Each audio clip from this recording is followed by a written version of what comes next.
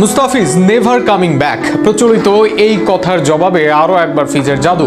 এবার রেকর্ড গড়া বোলিংয়ে মাত্র 6 রান দিয়ে 4 ওভারে তুলে নিলেন দুইটি উইকেট।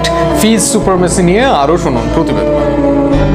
টি-20তে বাংলাদেশের জার্সিতে খেলেছেন অনেক পেসার, খেলবেন আরও অনেকে। তবে একটা নাম হয়তো আলাদা থাকবে, তিনি কাটার মাস্টার মুস্তাফিজুর রহমান। মিরপুর শেরেবাংলা জাতীয় ক্রিকেট স্টেডিয়ামে আজও এক অবিশ্বাস্য বোলিং প্রদর্শনী উপহার দিলেন মুস্তাফিজুর রহমান। পাকিস্তানের বিপক্ষে ম্যাচে মাত্র 6 রান খরচ করে 4 ওভারের স্পেলটি শেষ করেন তিনি।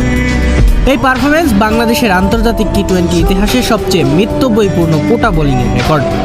স্লোয়ার কাটার ও গতির ভিন্নতায় পাকিস্তানি ব্যাটারদের নাকানি চোবানি খাওয়ানো মুস্তাফিজ প্রথম স্পেলে পাওয়ার প্লের শেষ ওভারে মাত্র 1 রান দেন। এরপর 12তম ওভারে ফিরে 2 রান খরচ করেন এবং দুর্দান্ত কাটারে অসহায় করে ফেলেন খুশদিল শাহকে।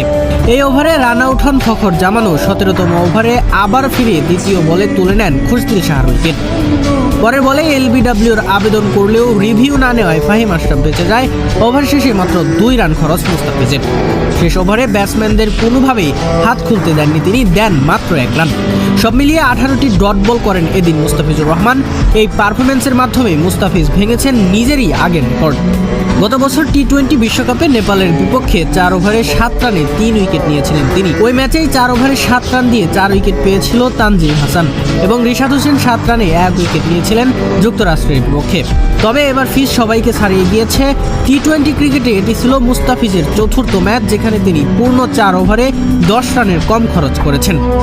শুধু বাংলাদেশ নয়, আইসিসির পূর্ণ সদস্য দেশের কোনো বোলারের এমন কীর্তি নেই। এই তালিকায় 3টি করে ম্যাচে এমন বোলিং রয়েছে কেবল সাকিব আল হাসান, ভুবনেশ্বর কুমার ও ইমাদ ওয়াসিমের। মুস্তাফিজের এই দুর্দান্ত স্পেল কেবল পরিসংখ্যান নয়, পাকিস্তানি ব্যাটারদের চোখে যেন এক দুঃস্বপ্ন। এমন নিয়ন্ত্রিত আগ্রাসনই তাকে করে তুলেছে বাংলাদেশের বোলিং আক্রমণের নির্ভরতার নাম।